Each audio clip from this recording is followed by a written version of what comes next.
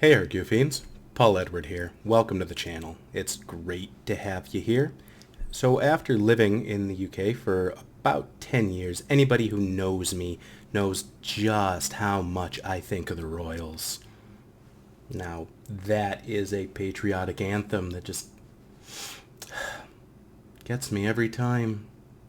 So you could imagine that, like so many people around the world, I was just glued to my screen for the coronation of Charles III, and you could see just how well he was loved by the British public.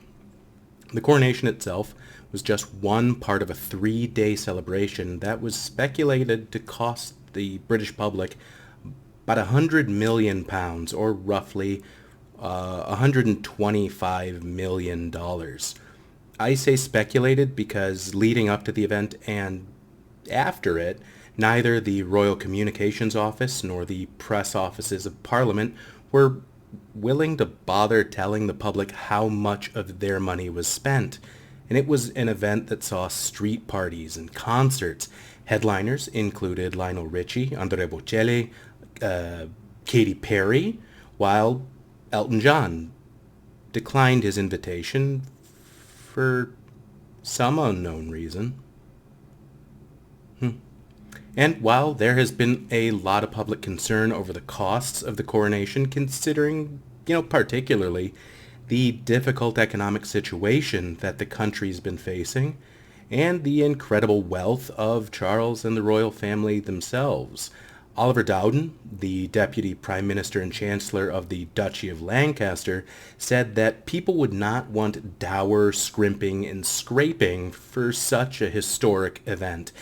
And we were reminded that George VI's coronation took place during a recession, and with the Second World War looming, the Marco Polo Bridge incident and the Japanese invasion of China would happen not even 2 months later.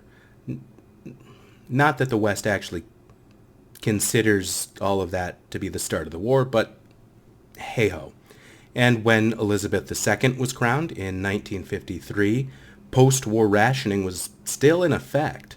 So PR consultant and royal commentator Richard Fitzwilliams said that it would be weird to ask the monarch to pay for his coronation, and further worried that it would actually just open the gates for the public to call on the royal family to support itself and, its own public presence. In the face of the economic social climate, Charles did make some concessions and some changes to aspects of the coronation. For example, this coronation ceremony had around 2,000 guests, which was much smaller than his mother's coronation of about 8,000 people in attendance. So I guess that's cool, right? Yeah, sure. And I'm sure you all recall that Princess Anne's role as the gold stick-in-waiting, the king's protector at the head of the mounted guard following the royal carriage. And come on, who could forget when that lovable scamp sounded that charge against all those orphans? I hear she's still roving the countryside.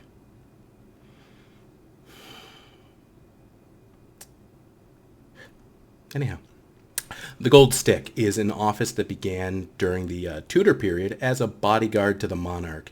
And today it's, largely ceremonial, but, you try telling that to all those orphans. Anne's appointment marks her as the very first woman to serve in that role. Breaking the glass ceiling. It's very, very progressive, this new king. The coronation, though, is steeped in centuries of tradition and some complicated and not great histories. And it's not just those offices and roles that get played out in the entire event, but, there are a lot of elements that go into creating this image of a sacred and powerful rulership that monarchies just need to survive. If people didn't see noble families as being important to their societies, then why would we keep them around? We either have to be convinced that their existence is in our best interest somehow, or they have to project enough soft or hard power so that the idea of them going away would mean the end of a society as a whole. And the crown jewels are some of the best known of these royal images and their power. They are obvious clear displays of wealth. Charles's coronation jewels were estimated to be worth about $4 billion. And for part of the ceremony, he wore the centerpiece of the crown jewel. That's St. Edward's crown, which is named after St. Edward the Confessor, whose death prompted the Norwegian invasion and then Norman conquest of England in 1066 CE. But for the remainder of the event, he wore the imperial state crown, which is the business crown. He'll wear that during things like the opening of Parliament, for example. But even this one has about 2,868 diamonds in silver mounts and precious stones, including 17 sapphires, 11 emeralds, and almost 270 pearls in golden mounts. So it's fancy too. And I get it. You probably don't want this guy rocking up in a 2009 Honda Civic to conduct your country's soft diplomacy. He's probably a lovely, if chemically dependent person. And sure, the Honda Civic is incredibly comfortable and has great gas mileage.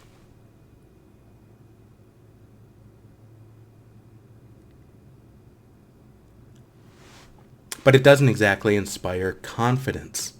So displaying images of wealth and power are important to this entire political game. Absolutely. But since they're part of that game, they're absolutely not neutral.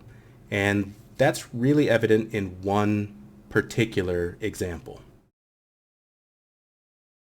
The coronation used plenty of pieces of the crown jewels, but it was decided that perhaps one particular one shouldn't make an appearance.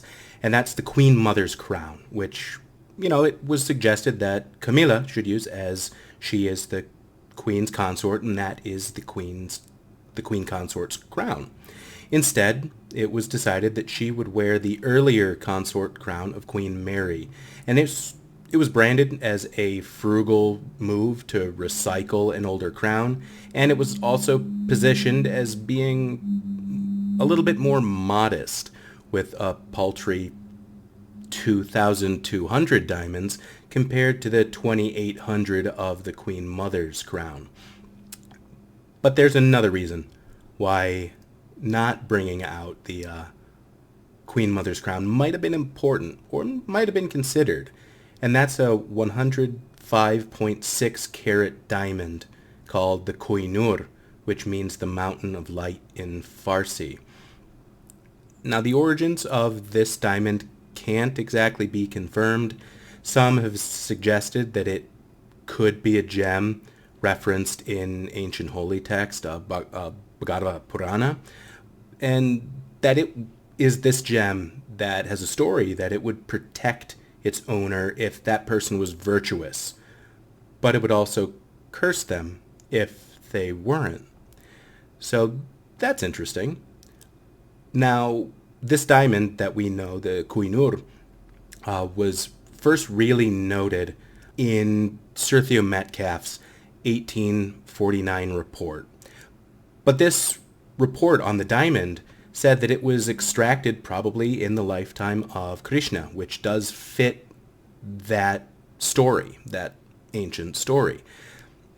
However, it doesn't actually fit the description that it's given in the text, where it's referred a little bit more to as a ruby.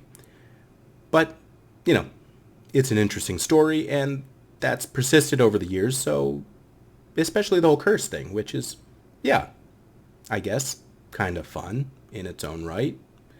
But what we can safely say about this diamond is that it wasn't mined. it was actually found in a riverbed.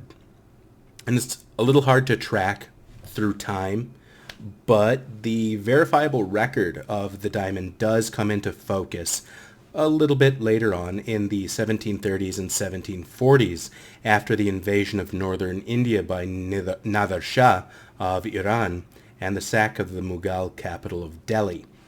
So the Shah's army, it seized Mughal's famous peacock throne, which contained the Koh-i-Noor, among other gems that Iran still has today.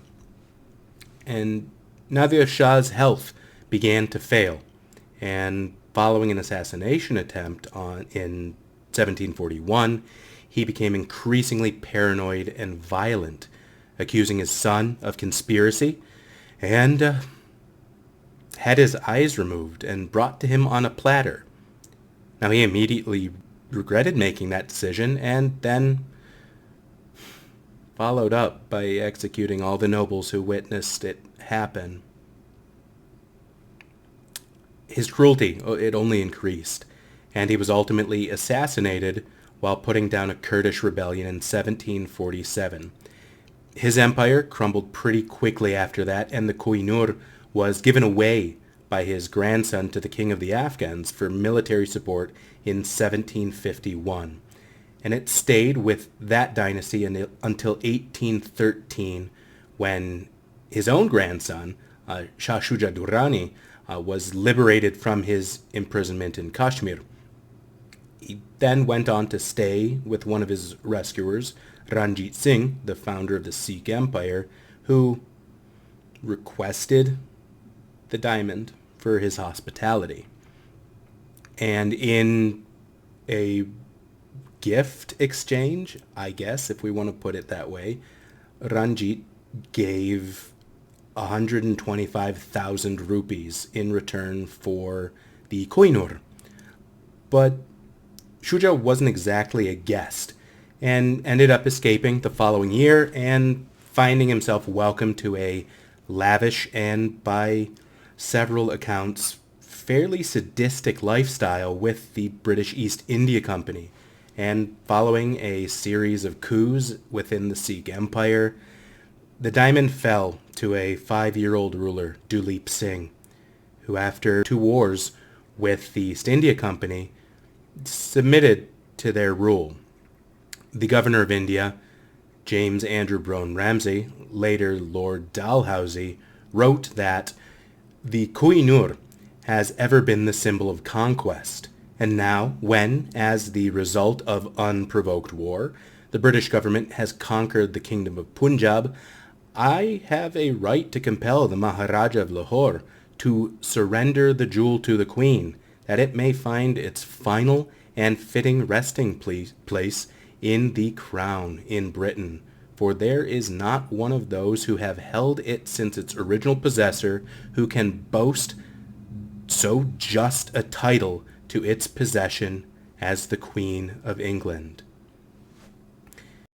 In the signing of the 1849 last Treaty of Lahore, Article 3 stipulated that the gem called Koh-i-Noor, which was taken from Shah Shuja-ul-Mulk by Maharaja Ranjit Singh, shall be surrendered by the Maharaja of Lahore to the Queen of England. With that transaction settled, the Koh-i-Noor arrived to London just in time for the 1851 Great Exhibition, where a massive display in the newly constructed Crystal Palace in Hyde Park showcased a fake Indian court. The Koh-i-Noor was actually displayed in another spot, though, under what the Illustrated London News called a golden cage or a prison.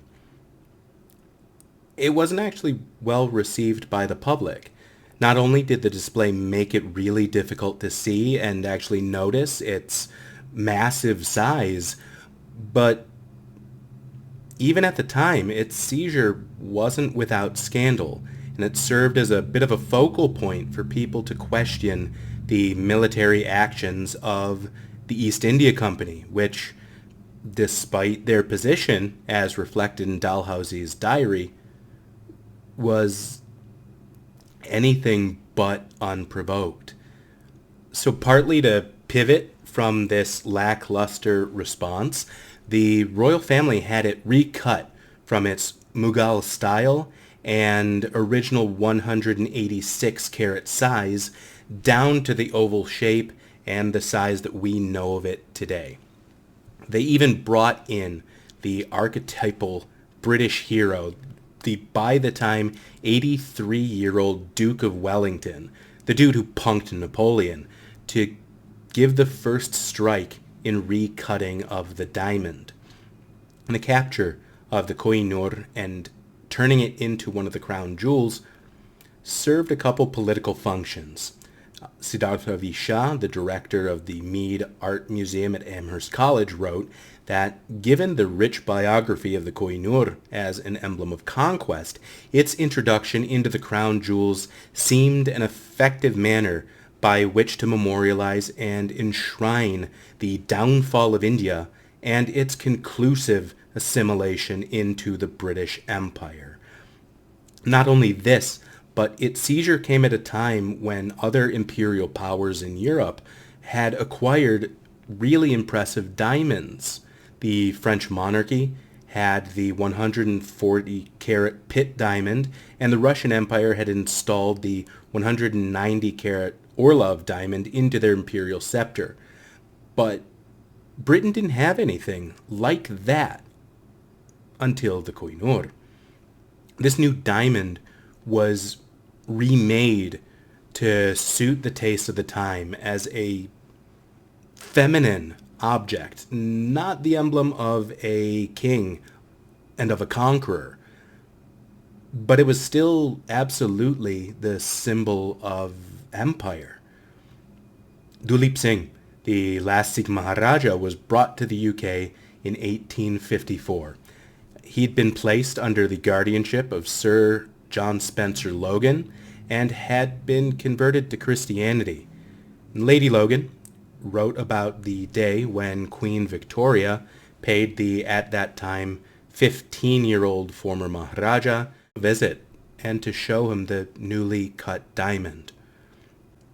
Before he knew what was happening, Dilip Singh found himself once more with the Koh-i-Noor in his grasp, while the Queen was asking him if he thought it improved, and if he would have recognized it again. As he walked towards the window to examine it more closely, turning it hither and thither, to let the light upon its facets, there was a passion of repressed emotion in his face. It was, to me, one of the most excruciatingly uncomfortable quarters of an hour that I have ever passed. Seeing him stand there, turning and turning the stone about in his hands, as if unable to part with it again now that he had it once more in his possession.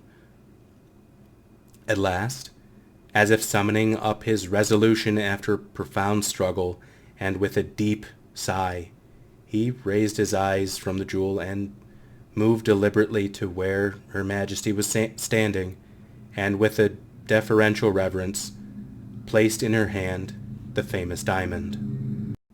In 1858 and again in 1882, Dilip Singh renewed his claim to the Koh-i-Noor, criticizing that its seizure was unjust and criticizing British rule in India. At these times, he also grew vocal about his claim to rulership and in 1886 attempted to return home and officially reconvert to Sikhism.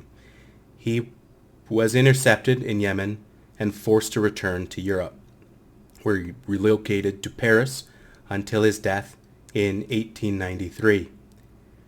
His wish to be buried in his homelands were dishonored, and he was instead buried as a Christian in Suffolk at Elvedon, the last place that he lived in the United Kingdom. Like Dilip, the Koh-i-Noor hasn't made it back home. After the death of Queen Victoria, the diamond was placed into the consort crown of Queen Mary when it was made in 1911. Yeah, the one that Camilla wore. Now, the Koh-i-Noor was removed from that crown in 1937 and had been a part of the Queen Mother's crown since that point. And there's really, though, no way to separate the Koh-i-Noor from the story of the British Empire in South Asia. India, Pakistan, Iran, and Afghanistan have all called for the return of the Koh-i-Noor.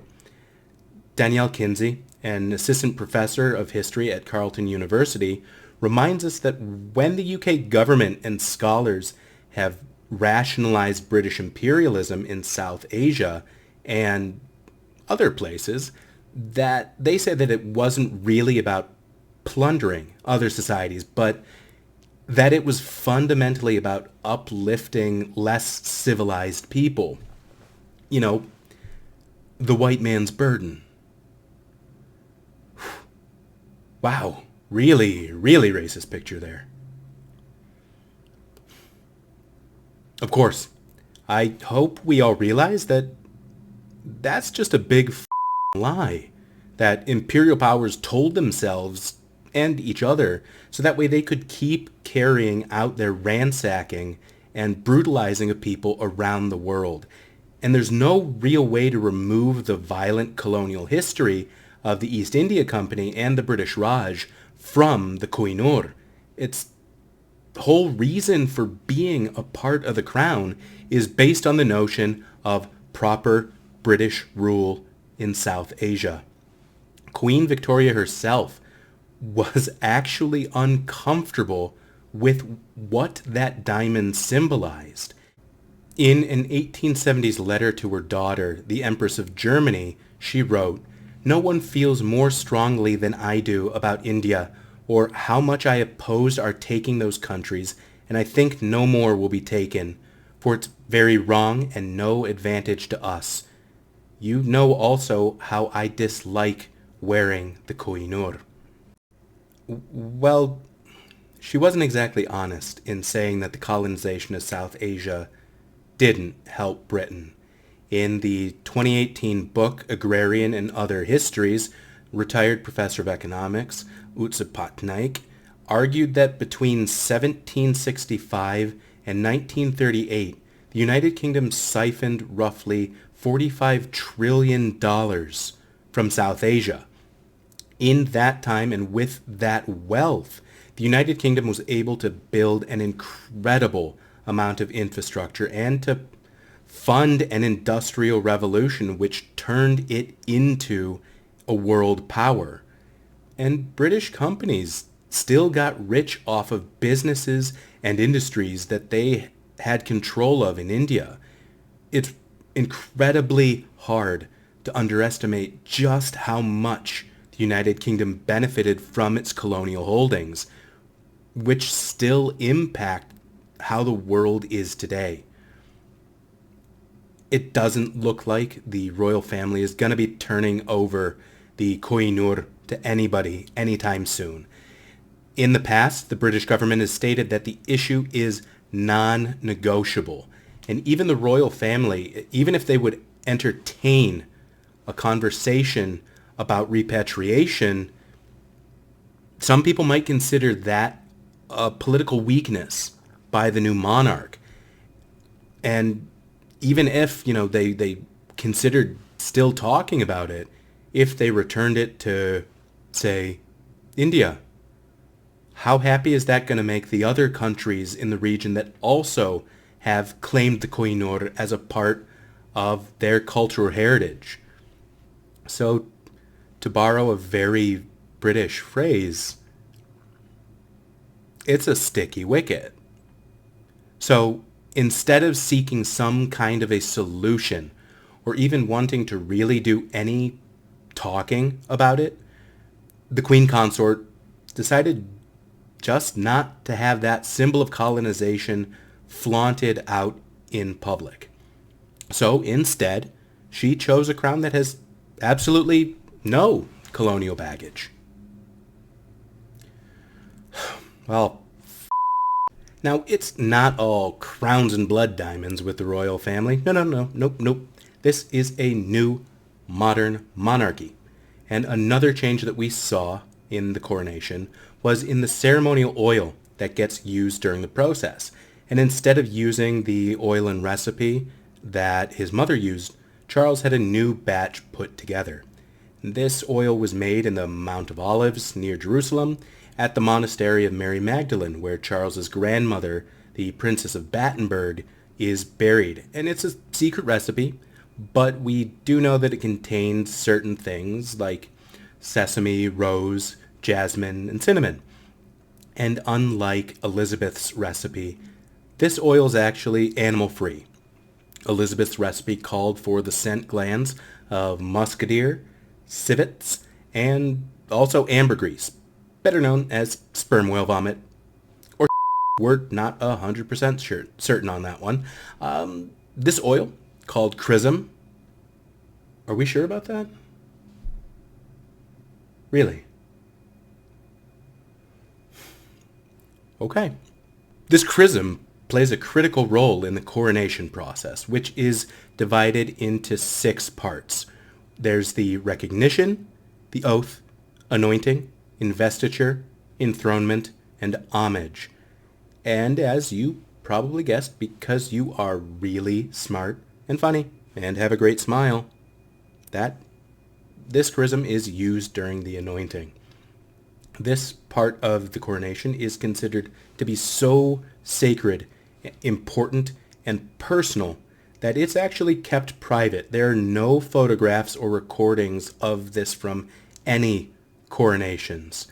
And what we do know in this is that the monarch is given a costume change, sat in a 13th century chair, and covered with a golden canopy, whereupon the Dean of Westminster poured out that chrism, poured it out onto his hands, chest, and face.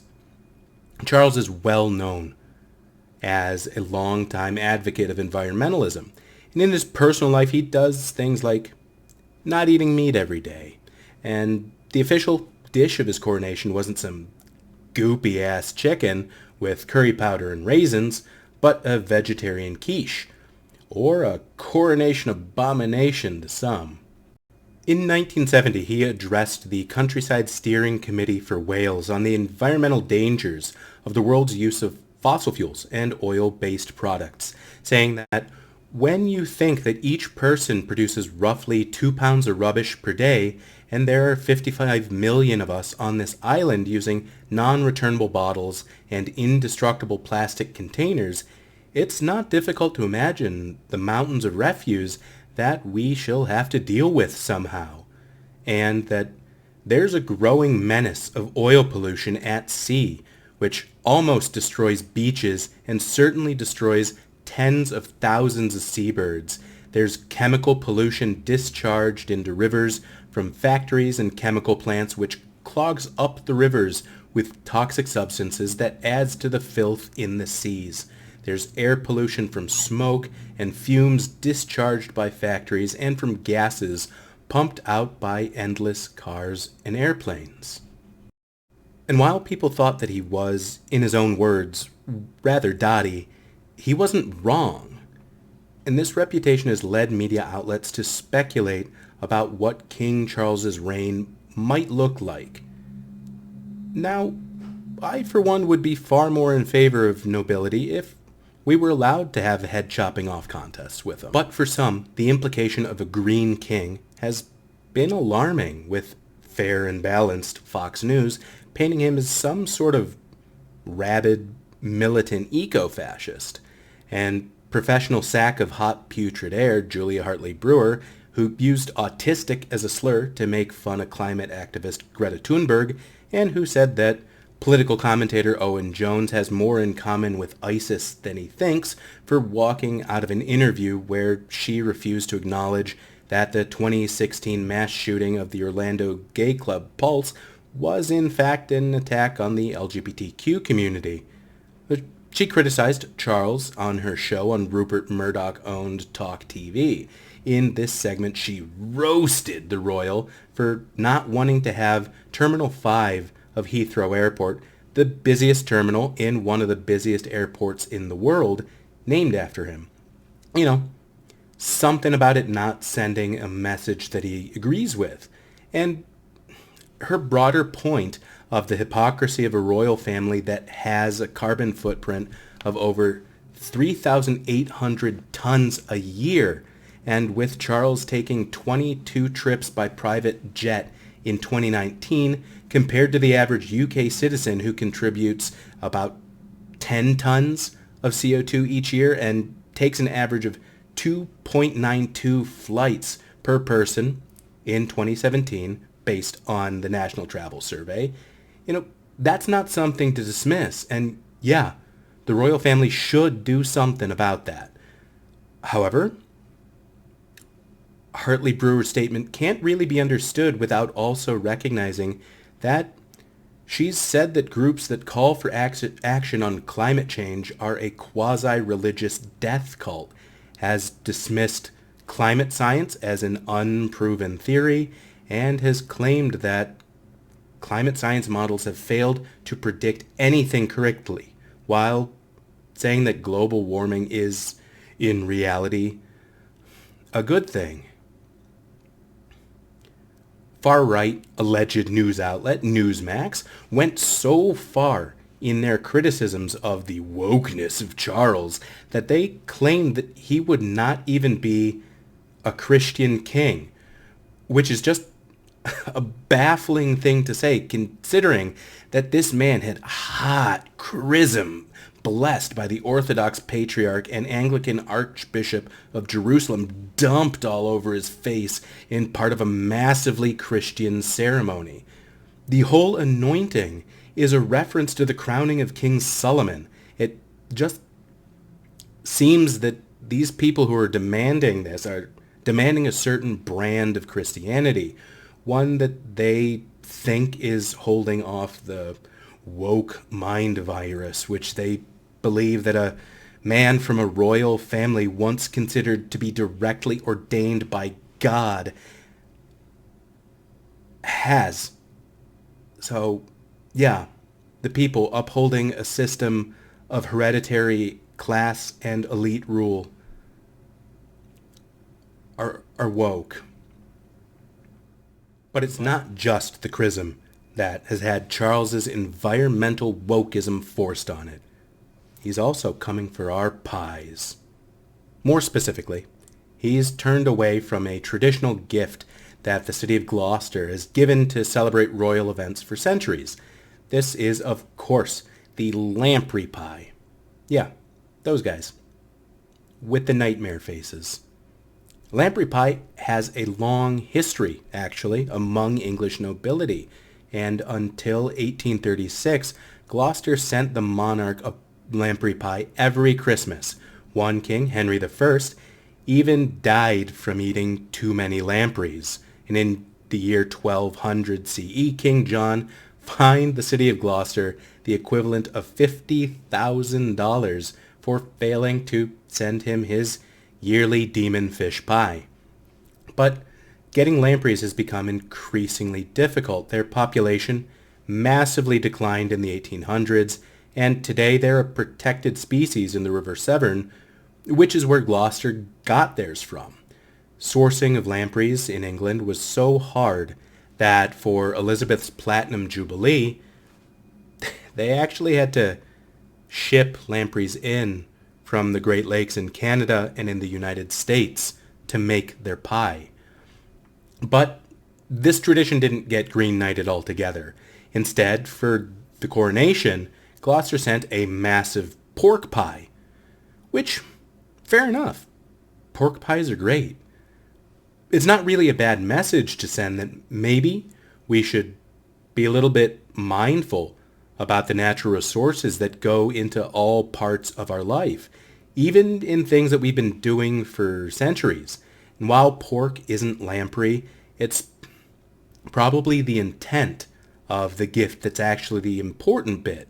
And for the anointing oil, there is nothing about that part of the ceremony that's ruined by swapping out animal products.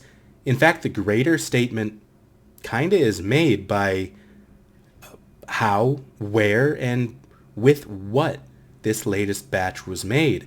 As the head of the Church of England and from a tradition of Christian monarchy, I don't think it's really a hard sell to convince people that olive oil from the place where Jesus is said to have ascended to heaven That should just do fine for the special day. No self-respecting monarch would take a good christening on the hands, chest, and face without the right tool. And one of the oldest objects in the entire coronation serves that special, sexy purpose. They have a spoon. Yeah, a spoon. But, boy, this spoon has a story to tell. Now, it was made in a 12th century style and was likely first the property of either King Henry II or Richard the Lionheart. The king who spent 6 months of his 10-year reign in England.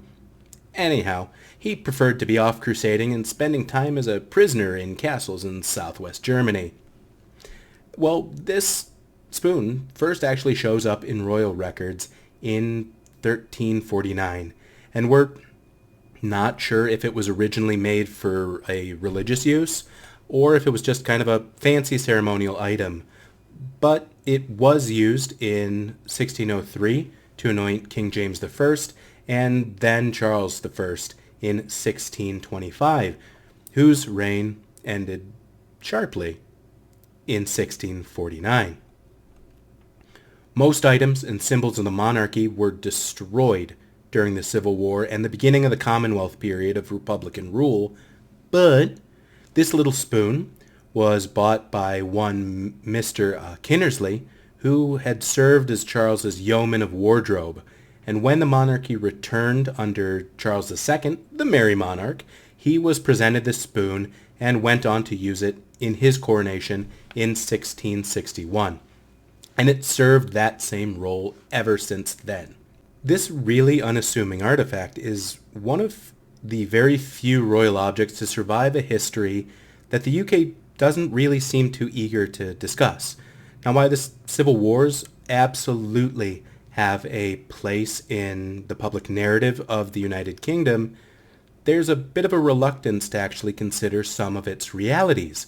There's a strong tendency to consider the figures like Oliver Cromwell as religious fanatics and bloody dictators.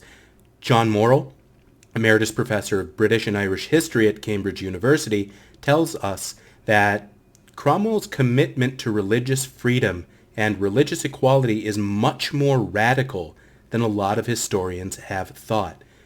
And for sure, his Irish campaign was violent, to say the absolute least.